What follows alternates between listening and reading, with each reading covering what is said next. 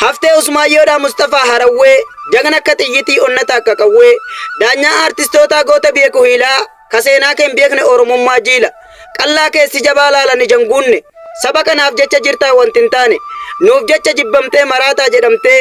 maqaa jijjiirratte dhugaa barbaacha nuuf jecha hir'attee nuuf cabde cinaacha har'allee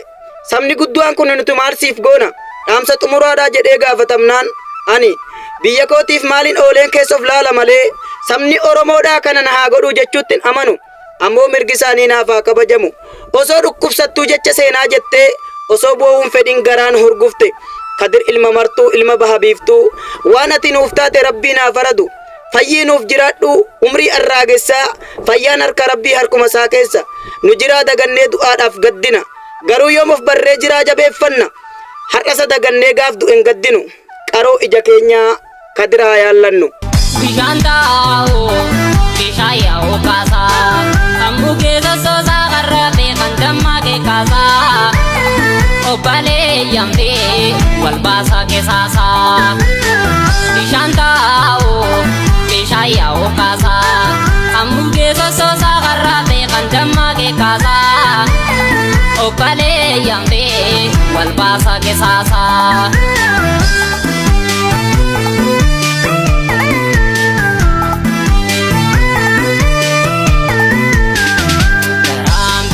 Okote be darana bato ongana nyado tana kaya doja malen sabato arkambe gani dabande gani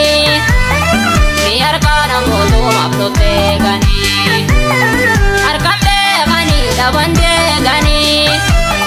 ni arkana moto maplote gani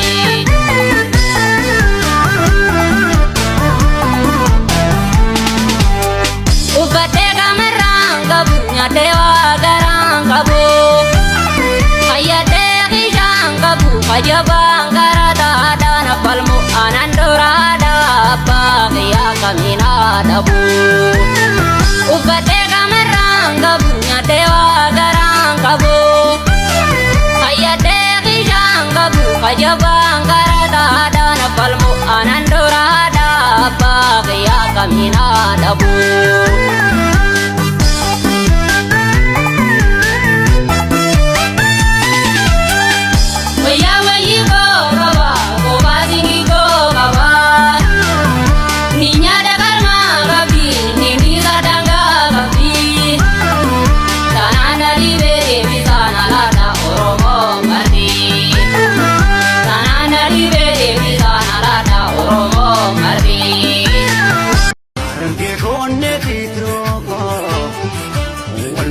Boy